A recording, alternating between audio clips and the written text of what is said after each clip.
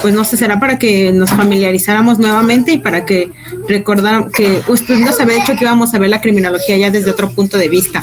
Desde el Ya, punto de vista de tres escuelas, así es, necesitamos tener en consideración todos estos conceptos que les estoy platicando. Gracias, Caro.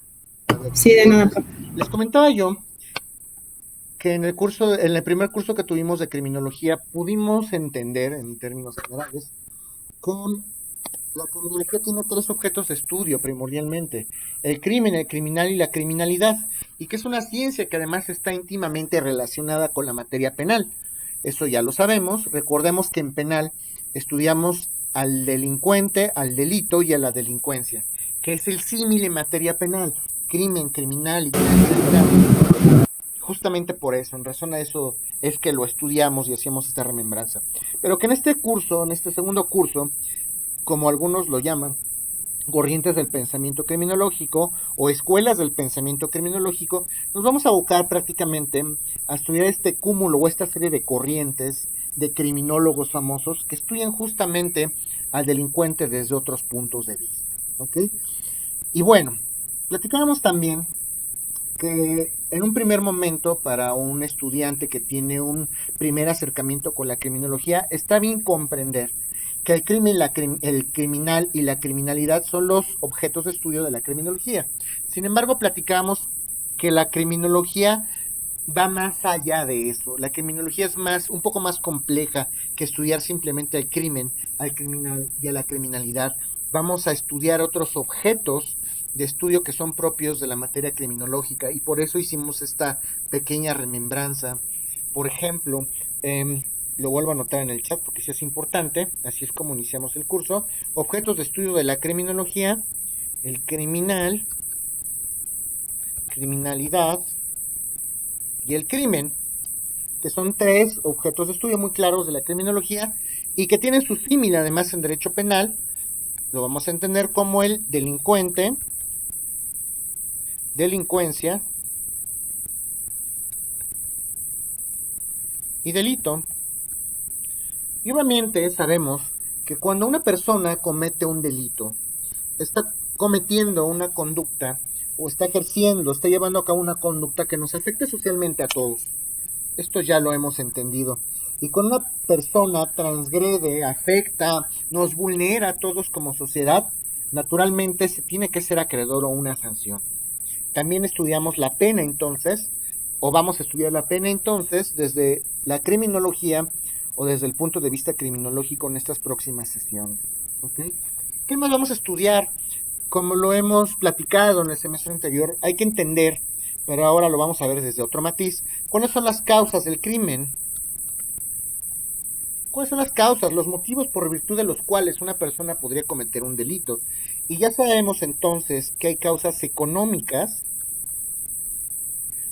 hay causas sociales, hay causas culturales. Todos estos fenómenos o estos motivos son los que vamos a estudiar a la luz de estas nuevas tendencias criminológicas. Vamos a tener que estudiar también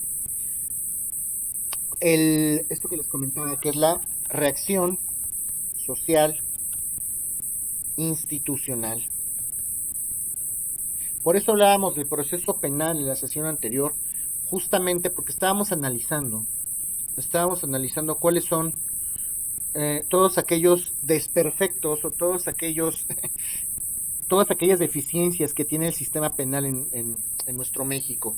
Platicábamos desde el Ministerio Público hasta los jueces, hablábamos un poco de los órganos policiales y por qué es que están fallando. Lo platicábamos y hablábamos de los jueces, hablábamos del Ministerio Público, de una manera muy general hablábamos de cómo es que se desarrolla el proceso penal, pero esa es una de las causas que vamos a estudiar en este curso desde otro punto de vista.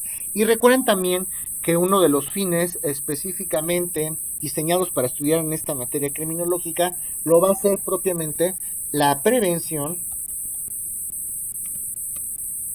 de los hechos violentos. La prevención de los hechos violentos. La prevención de los hechos violentos. ¿Por qué ocurren los hechos violentos? ¿Por qué los criminales, cuando van a cometer algún delito, lo hacen con violencia? ¿Se debe a algún tipo de factor, se debe a algún tipo de estadio sociológicamente hablando, se debe a algún tipo de influencia por parte de los familiares, de los amigos, etcétera. Todo eso lo tendremos que estudiar. Y desde el punto de vista criminológico, como lo presentamos en el semestre anterior, ustedes tendrán que ser propositivos al final y plantear soluciones a estos problemas que tanto nos acogen, ¿ok?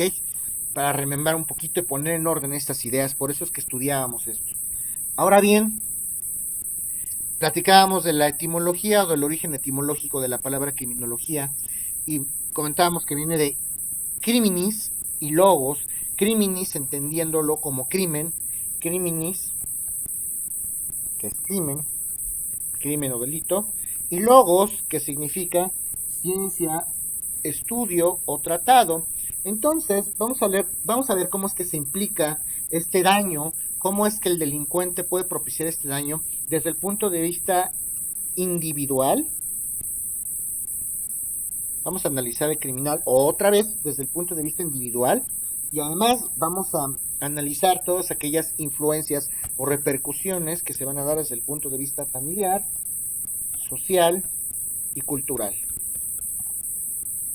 Esto lo hemos visto, creo que no es novedoso, lo he repetido hasta el cansancio. Entendemos también que desde el punto de vista criminológico el matiz que se le van a dar a estos objetos de estudio es un poquito más doctrinal, más sociológico, más humanístico. No le vamos a dotar o no le vamos a atribuir un sentido tan jurídico como en otras disciplinas. Lo vamos a estudiar desde el punto de vista médico tal vez y vamos a tratar de ser un poquito helado lo jurídico en la medida de lo posible, porque como saben, la criminología no es una ciencia especialmente penal, no lo podemos alejar del todo. Remembramos también que Pablo Topinar fue el primero en utilizar la palabra criminología, discípulo, ya saben, sus discípulos, Rafael Garófalo, Lombroso, en 1885, justamente se hablaba o se entendía que la criminología era la ciencia del delito, cosa que ya entendemos y ya sabemos que está debidamente superada, ¿ok? Hablamos de Quintiliano Saldaña, estoy casi seguro. ¿Alguien se acuerda qué dijo Quintiliano Saldaña? Sí, profe. Criminología es la ciencia del crimen o es el estudio científico a la criminalidad. Es correcto. En 1929, entonces, este señor Quintiliano Saldaña nos va a tratar también de explicar qué es la criminología desde su punto de vista. Entonces, sí es una ciencia, ya definimos que sí es una ciencia porque tiene un objeto de estudio, vamos a estudiar el crimen desde el punto de vista científico, a la criminalidad. Vamos a retomar a otros autores como José Ingenieros, lo vuelvo a escribir.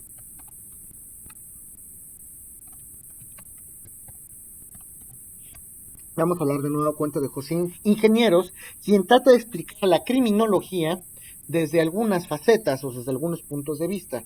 José Ingenieros trata de explicar la criminología desde el punto de vista de la etiología criminal. Esto fue pregunta de examen. ¿Alguien se acuerda qué es la etiología criminal?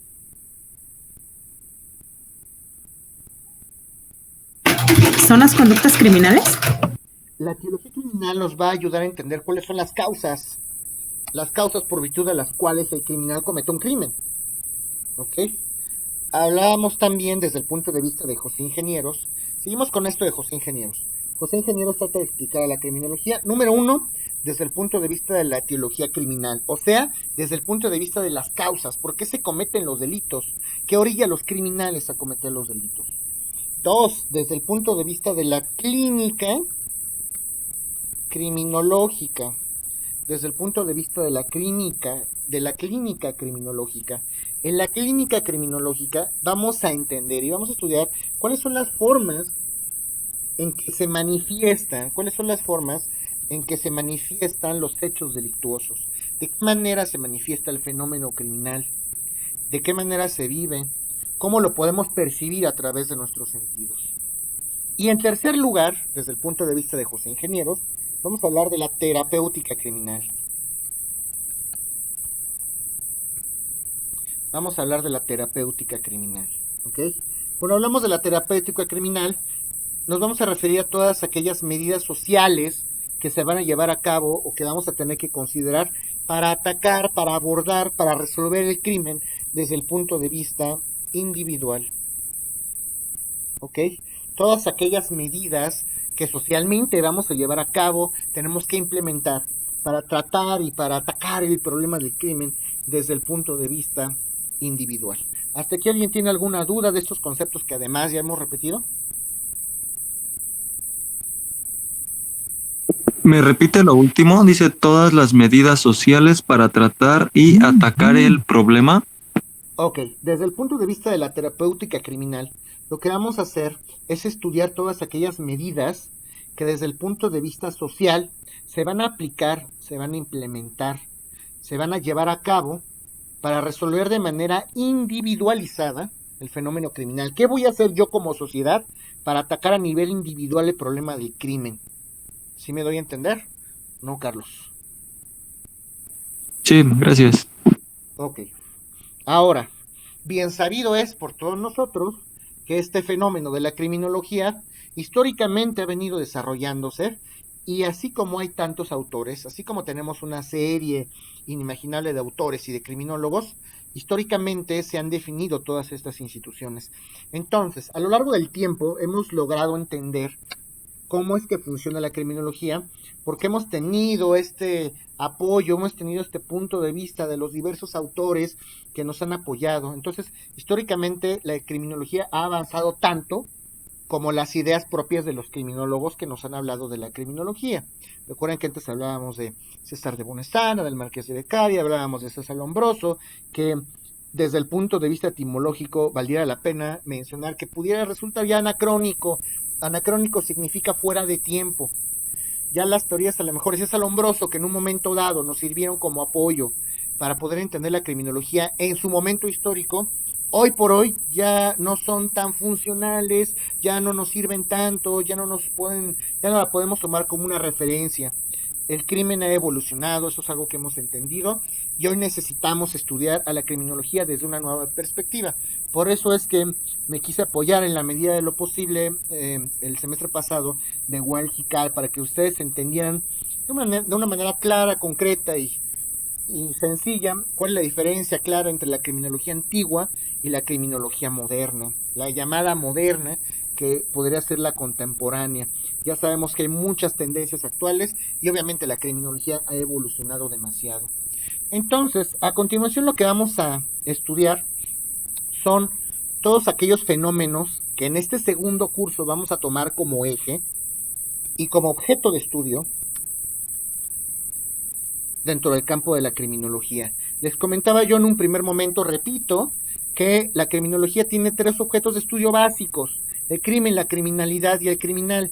Ahora, en este segundo curso, vamos a hablar de otros más, de otros objetos más de estudio del campo de la criminología. Y vamos a hablar de ellos a continuación. ¿Qué otros objetos de estudio? ¿Qué otros objetos de estudio, independientemente del crimen, del criminal y la criminalidad, podemos asumir o podemos estudiar desde el punto de vista criminológico? Y ahora sí, vamos a hacer clic con todos estos conocimientos que platicamos el semestre pasado en torno al derecho penal.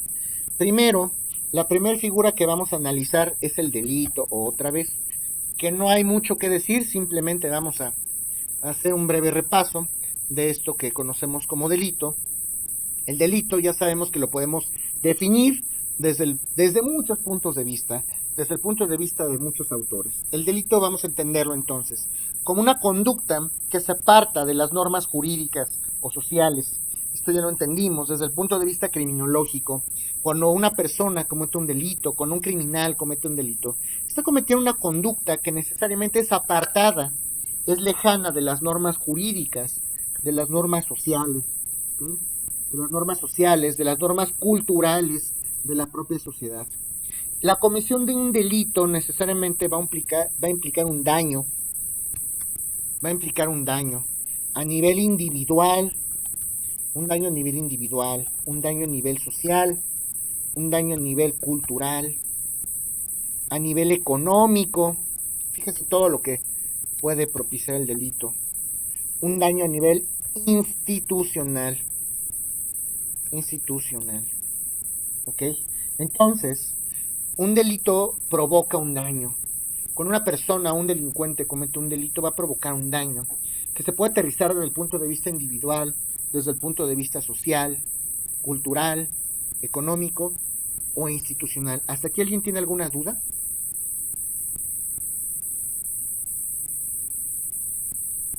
Perdón, profesor. nuevamente, ¿cómo se considera el delito? Sí, claro. Desde el punto de vista de la criminología, vamos a entender el delito como una conducta, naturalmente.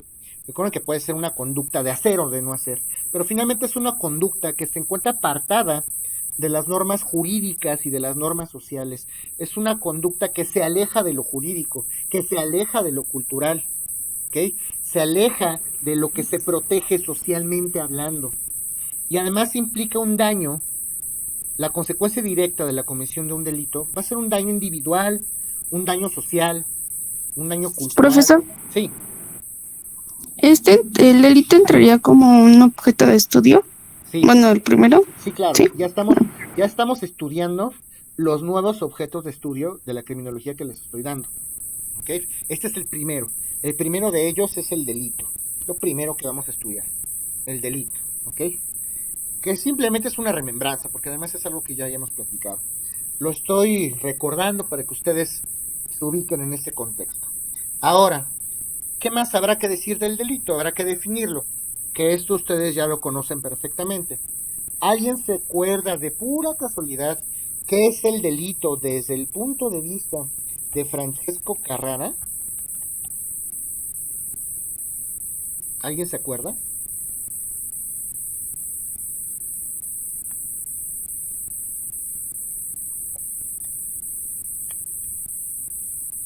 ¿Alguien se acuerda, niños?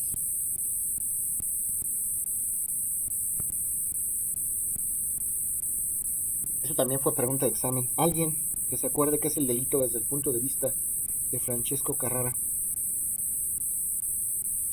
Sí, profesor. Infracción a la ley. Infracción de la ley. ¿Qué más? Del Estado promulgada para proteger la seguridad de los ciudadanos resultante de algún externo. A ver, se las voy a volver a dar, niños, porque tienen que repasarla, ¿no? Esto es importantísimo. Desde el punto de vista de Francisco Carrara, un delito. Se lo voy a preguntar en el examen y no la saben. Ya va a ser porque de plano no se le quisieron aprender. Es la infracción. Desde el punto de vista de Francisco Carrara, el delito es la infracción de la ley del Estado. Es la infracción de la ley del Estado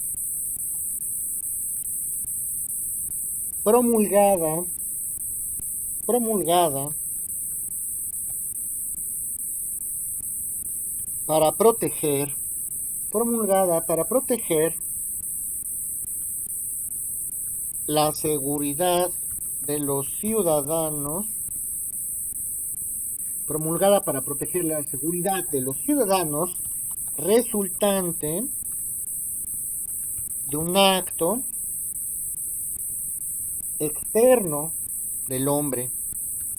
externo del hombre,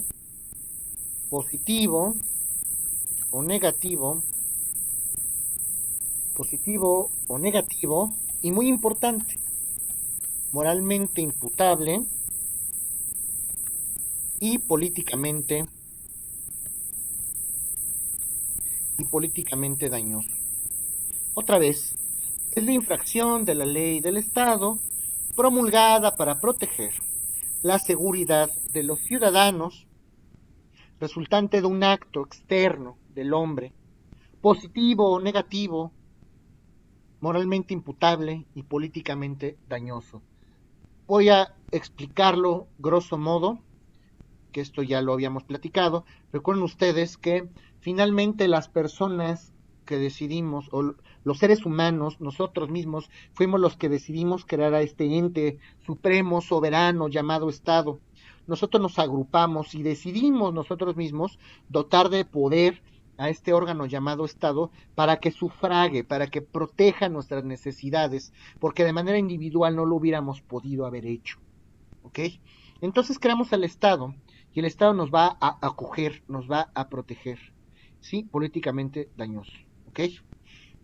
Bueno, entonces nosotros estamos regidos por tres poderes: el poder ejecutivo, el poder legislativo y el poder judicial. Nosotros mismos como ciudadanos somos los que decidimos al final del día cuáles son las conductas que van a estar prohibidas. ¿Y por qué decidimos que esas conductas van a ser prohibidas? Pues porque nos afectan socialmente al final del día. ¿Qué considero dañoso, moralmente dañoso? Quiere decir, para la sociedad, ¿qué se considera negativo? ¿Qué se considera, qué tipo de conductas se consideran nocivas para nuestra comunidad? Nosotros lo decidimos a través de esta emisión de leyes, que es a través justamente del poder legislativo. El poder legislativo, a través de la Cámara de Diputados, que representan propiamente a los ciudadanos, es quien decide al final del día cuáles son estas conductas que van a ser prohibidas justamente porque nos afectan. Y aquella persona que cometa un acto justamente que sea políticamente dañoso o que a la sociedad afecte de manera plena y plausible, pues lo vamos a entender como un delito. Creo que esto está dicho. ¿Alguien tiene alguna duda respecto a esto?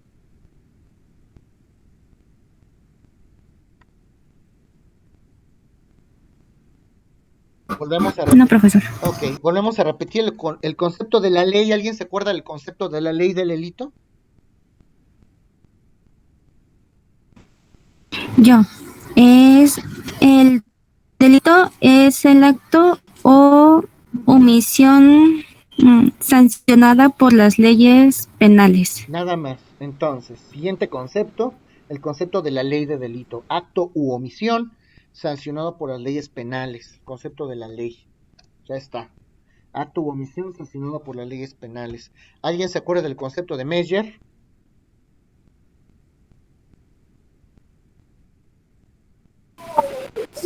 Sí, que el delito es un acto, que el delito es una acción típicamente antijurídica y culpable. Acción típicamente antijurídica y culpable. Perfecto. Ahora bien, el concepto de cuello calón. ¿Alguien se acuerda del concepto de cuello calón? Yo, profe. El Adelante. delito es la acción humana jurídica, típica, culpable y punible. Acción humana antijurídica típica, culpable y punible. Todos los tienen, ¿verdad? ¿Hay alguien que no tenga estos conceptos? Os voy a preguntar otra vez, ¿eh? ¿Todos tienen estos conceptos o no? Bueno, asumo que los tienen. Siguiente, Jiménez de Azúa. Y no me voy a tener a explicar esto porque sería un retroceso, ¿eh? Nada más es para recapitular, pero por supuesto que es pregunta de examen. Concepto de Jiménez de Azúa.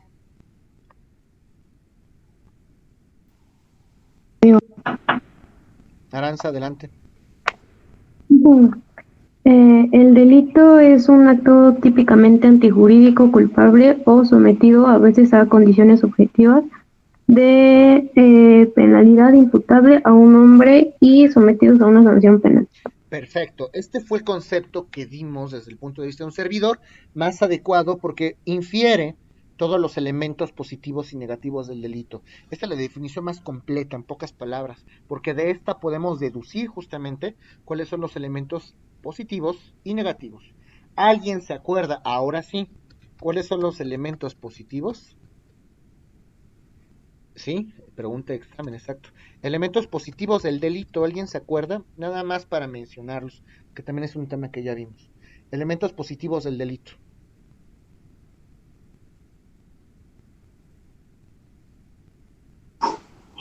Punibilidad. Acción 1. Tipicidad 2. Antijuricidad 3. Imputabilidad 4. Culpabilidad, punibilidad y finalmente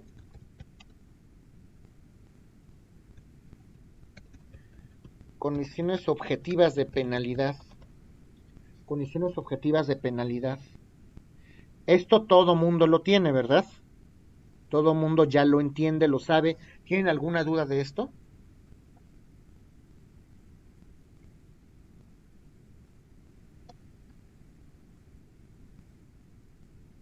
Ok. Ahora, los elementos negativos del delito. Ausencia de conducta, atipicidad, causa de justificación, inculpabilidad, excusas absolutarias y nada más tengo. Pues no me acuerdo de esos. Vamos a empezar por la falta de acción. Falta de acción, atipicidad o ausencia de tipo, causas de justificación,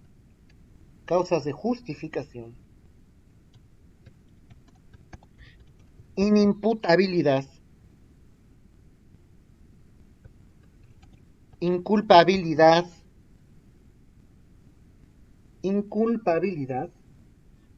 y falta de condiciones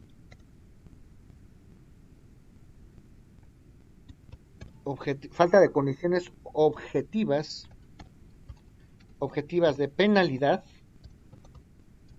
y finalmente excusas absolutorias. Esto también ya lo tienen. ¿Tienen alguna duda de esto que estoy comentando?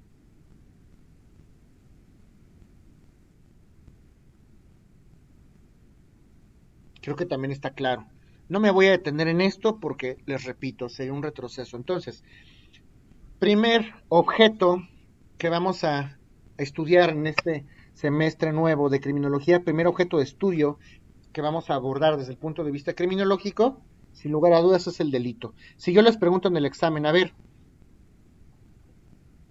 ¿cuáles son los objetos de estudio de la criminología que vamos a estudiar o que vamos a referir en este semestre? Pues primero será el delito y ustedes tendrán que decirme todo esto. Los conceptos de delito, los elementos positivos, los elementos negativos. Creo que con eso podemos cerrarlo porque eso es algo que ya vimos. ¿Alguna duda de esto del delito? Si tienen dudas, me dicen. Ya saben que también están los videos. Adelante. ¿Alguien tiene alguna duda?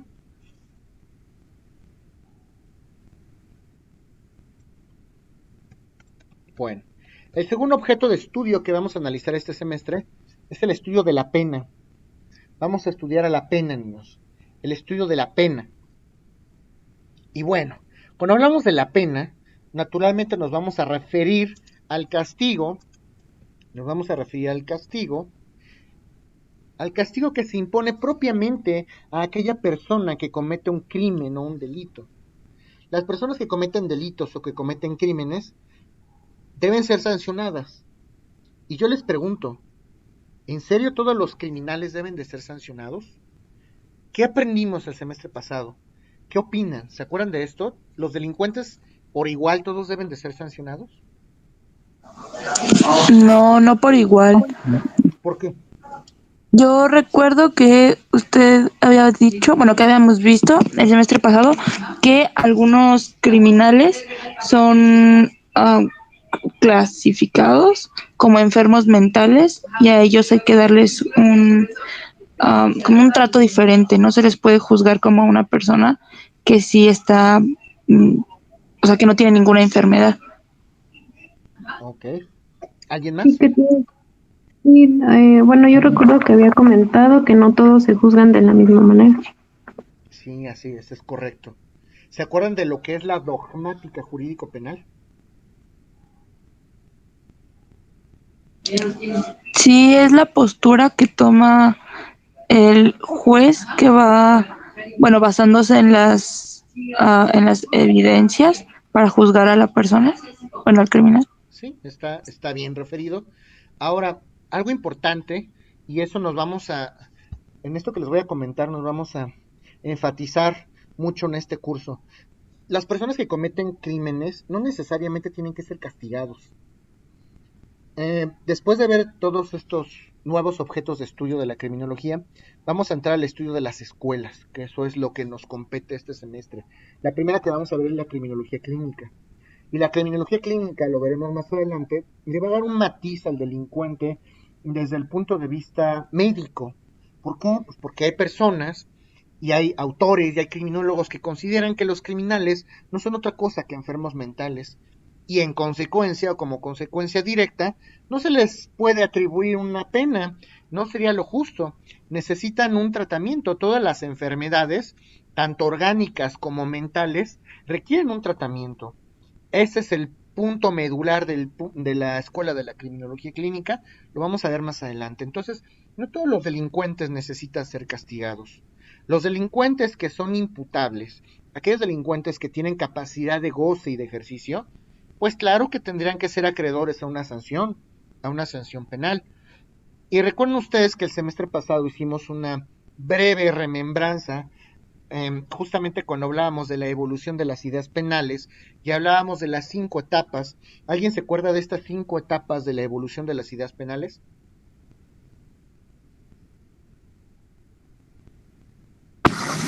Sí, la Adelante. venganza, la venganza divina, la venganza pública, el periodo humanitario y por último era la etapa. La etapa científica. Entonces, eso también es importante. No lo voy a repetir evidentemente tampoco, pero recuerden que existe la venganza privada, la venganza divina, la venganza pública, existe una etapa científica y existe un periodo humanitario. Aquí me voy a tener un poco en la venganza pública. Cuando hablábamos de la venganza pública, nos referíamos justamente a este estado represor, al estado que castigaba a las personas que cometían algún delito. Aquel que cometía algún tipo de acto, algún tipo de acción que fuera en contra del soberano, en contra del rey, en contra del Estado, tenía que ser castigado. Se utilizaba como un común denominador el pretexto de la agresión al Estado. Si yo iba en contra del rey, si no estaba de acuerdo con las ideas del rey o del soberano, pues el rey en nombre del Estado me iba a castigar porque agredir a mi rey, agredir a mi gobernante, es un símil o sería exactamente lo mismo, o podríamos entender exactamente lo mismo que agredir al Estado mismo.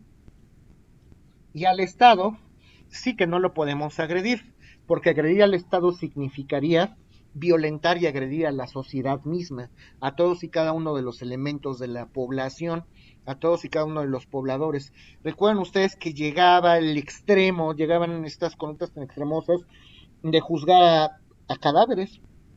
¿Era necesario hacer eso, en serio? ¿Podemos juzgar un cadáver o era viable juzgar un cadáver? Bueno, es que vamos a desenterrar el cadáver y vamos ahora a quemarlo y vamos a mutilarlo. ¿Era justificable esa conducta? Aquí podemos ver desde el punto de vista histórico cómo es que se castigaban los delitos.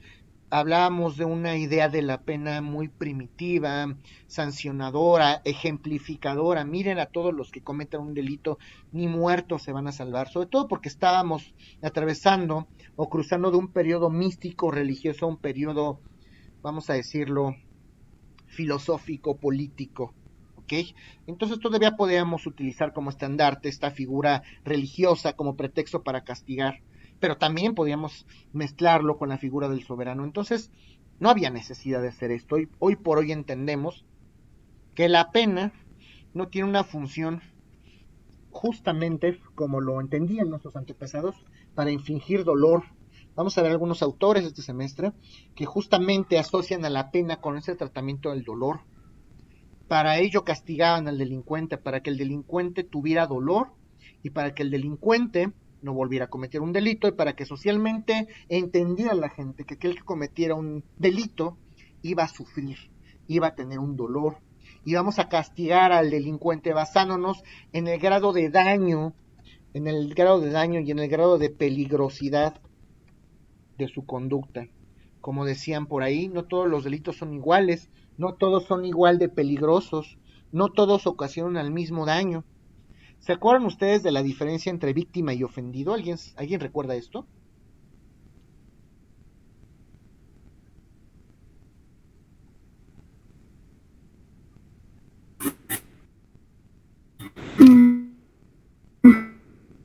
Sí, porque Según directamente son las personas que estaban eh, presentes, algo así.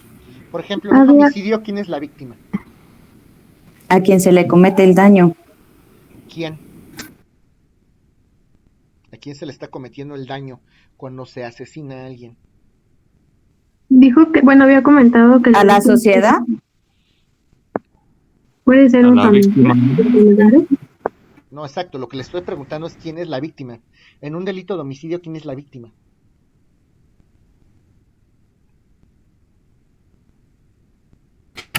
Yo que recuerdo había dicho que los familiares de la persona a la que habían matado. Ajá, había comentado que eran los familiares. Al revés, niños, al revés. La víctima, ¿quién está sufriendo el daño directo del homicidio? ¿Quién es la víctima del delito de homicidio? El que está cometiendo el delito, ¿no? No, el que está cometiendo el ofendido delito es era el la familia. delincuente. El que sufre el homicidio, ese es el muertito. Lesionado, dañado. Cierto, y el ofendido, bueno, los ofendidos son la familia, ¿no? Claro, El porque ofendido. la familia, exacto, la familia va a recibir o va a repercutir esta serie de daños que pueden ser emocionales, que pueden ser psicológicos. Dios no lo quiera, pero imaginen que ustedes les asesinan un ser querido. ¿Quién es la víctima? Pues el ser querido, la persona que fue asesinada, esa es la víctima. ¿Ok? Si ustedes son víctima de un fraude bancario, ¿quién es la víctima? Nosotros. Claro, de que Nosotros. exactamente.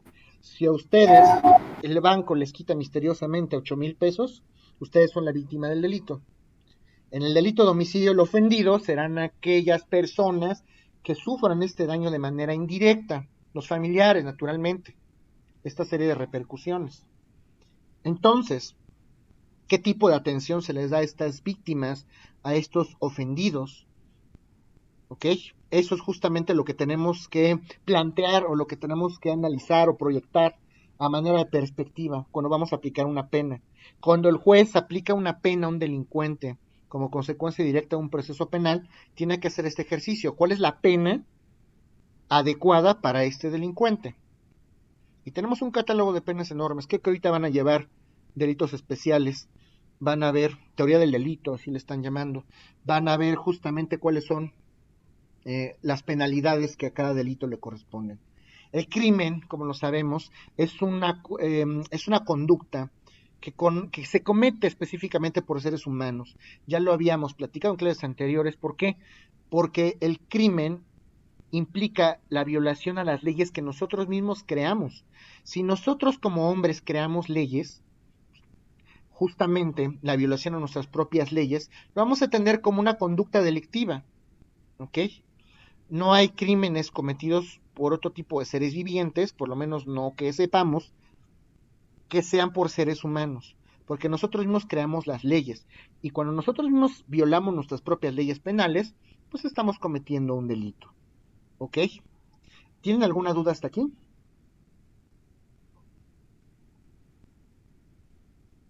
No. Bueno, la pena entonces, desde los orígenes que comentábamos ya históricamente hablando, tenía un objetivo retributivo.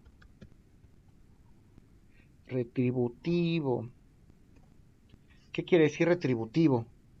Quiere decir que hay consecuencias. Cuando una persona comete un delito, se le va a retribuir una consecuencia, que va a ser una sanción, una penalidad. A toda acción corresponde una reacción. Si yo cometo un delito, seguramente el Estado me va a castigar.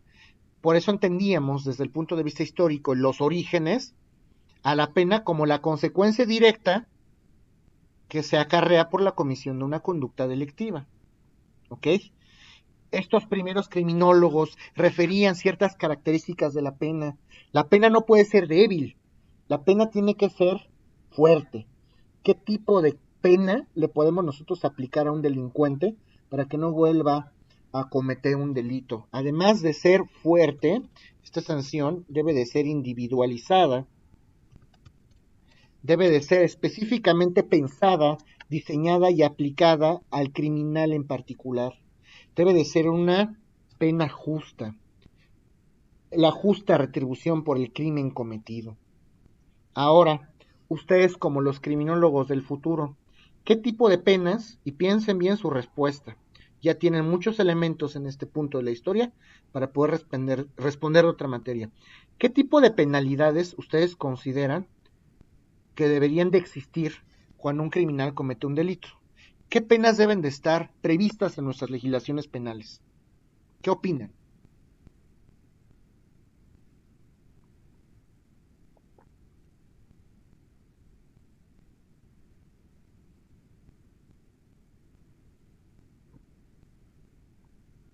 ¿Qué penas se les ocurren, niños?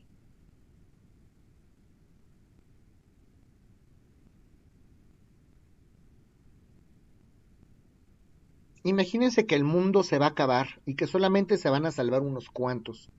¿Quiénes van a ser útiles socialmente hablando? Aquellos que pueden aportar un símil, algún conocimiento social. Ustedes como criminólogos servirían para un nuevo mundo. Tendría que sembrar los paradigmas específicamente diseñados. Ustedes son los que van a proponer las nuevas penas para un nuevo mundo. ¿Qué penas propondrían si alguien comete un delito?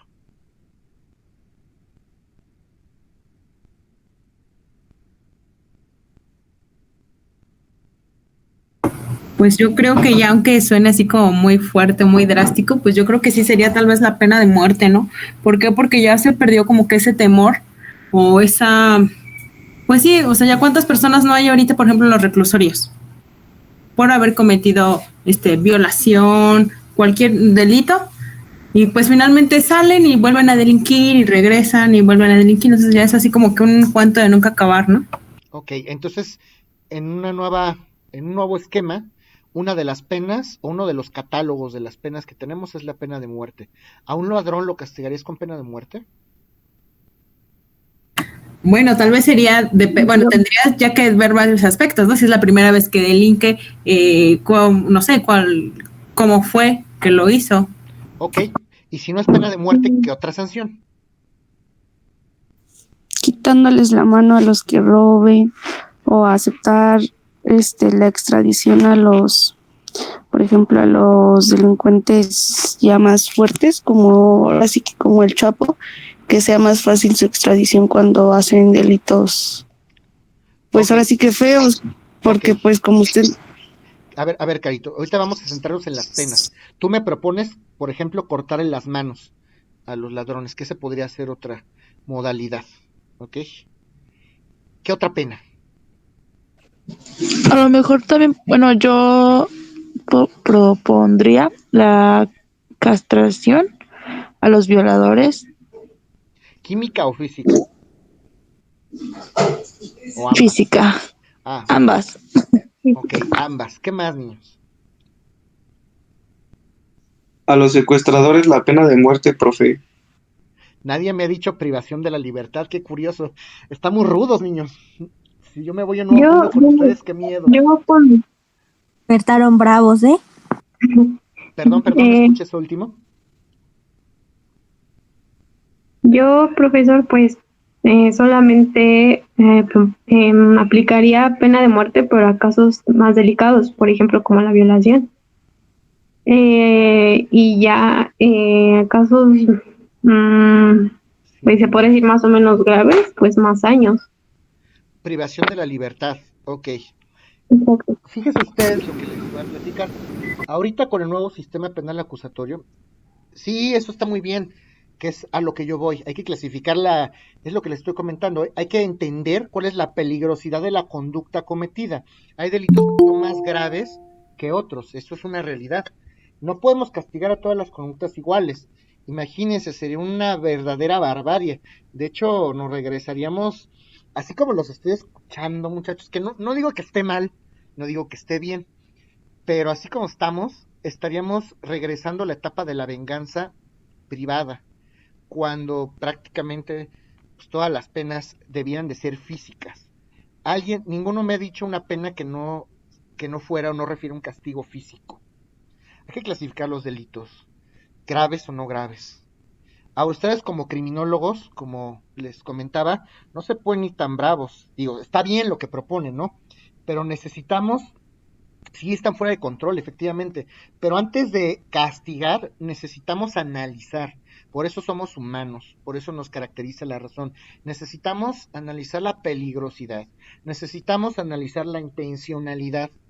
Después de clasificar, claro, sí, después de clasificarlos, a lo mejor sí es viable que podamos aplicar ese tipo de penas, por supuesto que sí.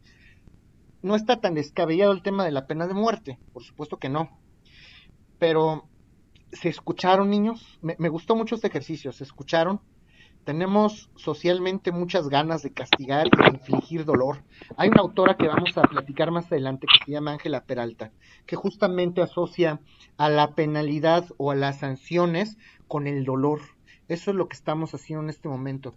Estamos asociando a la pena y al castigo con infligir dolor al ser humano. Les repito, todos los criminales merecen el mismo trato, merecen la misma pena. Habrá algunos que sí merecen la pena de muerte. A lo mejor habrá que discutirlo, no está tan descabellado el tema de la castración, a lo mejor no está tan descabellado. Ahorita con el nuevo sistema penal acusatorio, el sistema está diseñado de manera tal que implique un serio respeto a los derechos humanos y a los derechos fundamentales del criminal. Sí, y eso está bien, pero ¿dónde quedan los derechos humanos de la víctima y del ofendido? Profe, Sí, adelante. entonces se aplicaría, bueno, como ya lo había mencionado, un análisis antes de proporcionar una pena, o sea, basarnos. Digo, son ideas que yo les estoy transmitiendo. Lo único que quiero que les quede claro. Perdón. Sí, no, O aquí perdón, ya entraría lo que es la criminología clínica. Pues ya. En la criminología clínica vamos a analizar al delincuente desde el punto de vista médico. Desde el punto de vista médico, vamos a tratar al criminal como un enfermo mental. Y como el criminal cometió un delito porque tiene una enfermedad mental, lo consecuente no es matarlo, no es agredirlo, no es castrarlo, no es cortarle las manos, es darle la atención mental o darle el diagnóstico o el tratamiento mental clínico que requiera. Eso es lo que dice la Escuela de la Criminología Clínica. Que claro, es solo una postura de varias que vamos a ver, ¿ok? Hay que entender al delincuente. Para que nosotros podamos aplicar la sanción correcta, hay que entender desde el punto de vista mental, sociológico, al ser humano que cometió el delito. Una persona que comete un delito de violación, y lo vimos el semestre pasado, cuando vimos una serie de la clasificación de los delincuentes de estos señores, se supone que no podemos violentar sus derechos, pero si somos criminólogos del futuro con nuestros conocimientos, sí, exactamente, eso es a donde quiero llegar. Como criminólogos ustedes tienen que analizar la situación al caso concreto. Antes de aplicar la pena, tienen que analizar qué pasó y por qué pasó, y tienen que tomar medidas en consecuencia. Imagínense si fuera tan sencillo como pensar que todas las personas que cometen delitos, pues los matamos. Pues ya, pues, todos los que bueno, es una postura, repito, no digo que esté bien o mal. Todos los que cometen delitos, pues vamos a matarlos, no pasa nada. Entonces, ¿para qué existe la psicología clínica? Entonces, ¿para qué existe la sociología clínica?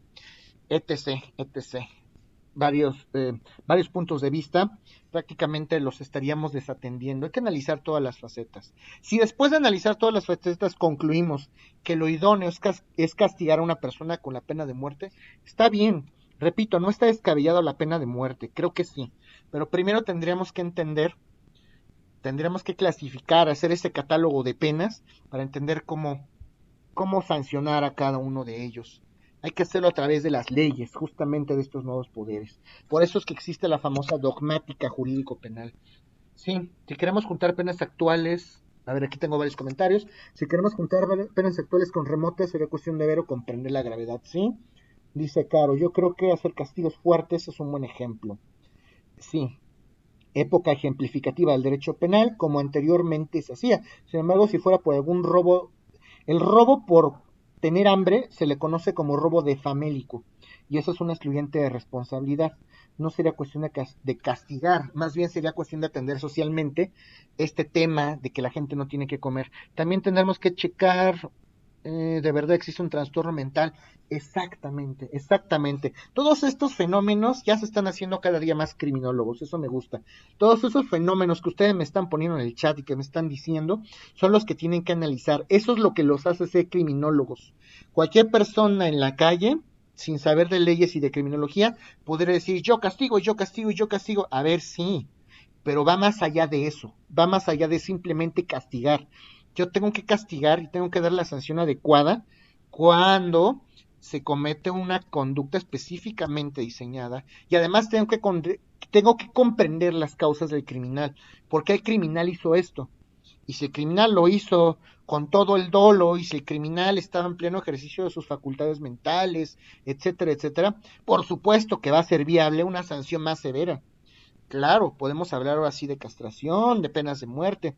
Lo que les comentaba hace un momento, ahorita el sistema penal acusatorio está diseñado para respetar más los derechos humanos del criminal que de las propias víctimas u ofendidos. Y eso tampoco puede ser. Con el sistema penal anterior, aunque tenía muchas situaciones primitivas, por llamarlo así de alguna manera, pues por lo menos el Ministerio Público podría tomar la decisión de girar una orden de detención y a ver, yo voy a aprender. Ahorita no. A ver, no puedo detenerte porque primero necesito entrevistarte y necesito analizar una serie de cuestiones. Vean esto. ¿Y la víctima y el ofendido dónde quedan? Referente al castigo, desafortunadamente los derechos humanos protegen al delincuente. Sí, yo creo que ese es un tema y qué bueno, esto es una crítica muy fuerte que podemos hacer nosotros como especialistas. Ahorita el nuevo sistema penal será muy novedoso en muchas cuestiones jurídicamente hablando, es más rápido, sí, pero tiene como consigna desasolvar cárceles. Definitivamente, ¿qué acaba de pasar con este decreto que hizo el presidente? No sé si se enteraron que ya las personas con cierta edad van a salir. ¿Sí escucharon de eso o no?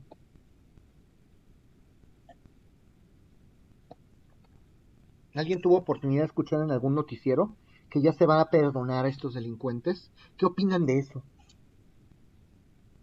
¿Están de acuerdo? ¿A poco, profe? ¿De qué edad van a salir? Pues ¿alguien sabe? Para tener la noticia.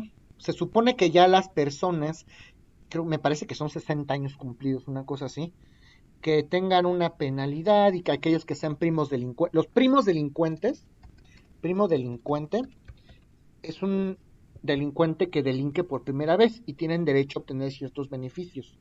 Entonces ahorita emitieron un decreto en el que van a salir delincuentes ya por edad, por tiempo. Pues es la consigna, sacar gente de la cárcel. ¿Qué pasa también con estos señores que ahorita están cometiendo delitos? Hay una serie de medidas alternativas para resolver los conflictos. Por ejemplo, si ustedes antes ya pueden estar casi en el proceso penal, el Ministerio Público ejerce acción penal, y si llegan a un acuerdo con el Ministerio Público antes del proceso penal propiamente dicho, ustedes, el propio Código Nacional de Procedimientos Penales propone ciertas medidas como acuerdos reparatorios. Oye, pequeño delincuente, ya no te acerques a la víctima o al ofendido, ven a firmar cada 15 días, no pasa nada, no puedes salir del país, y si haces eso en 6 meses, voy a extinguir la acción penal. Pero órale, ya no queremos tanta gente.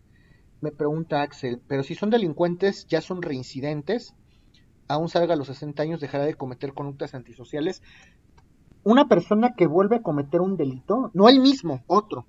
Si una persona vuelve a cometer un delito, ya fue juzgado por un delito, una persona que ya fue juzgada por un delito, y hay una sentencia firme que declara que es un delincuente, sale, cumple su pena y vuelve a cometer otro delito, a esa persona se le llama reincidente. ¿Ok? Sí, es correcto. Estas medidas fueron implementadas justamente para que en las cárceles no haya tantos delincuentes. Entonces, estos son los temas que tenemos que analizar a la luz de la criminología, tratándose de penas. Esto es muy importante, ¿ok? ¿Alguien tiene alguna duda de esto?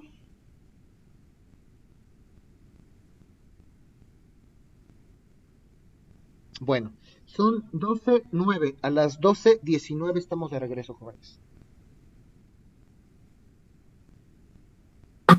Ok, profesor. Sí, profesor.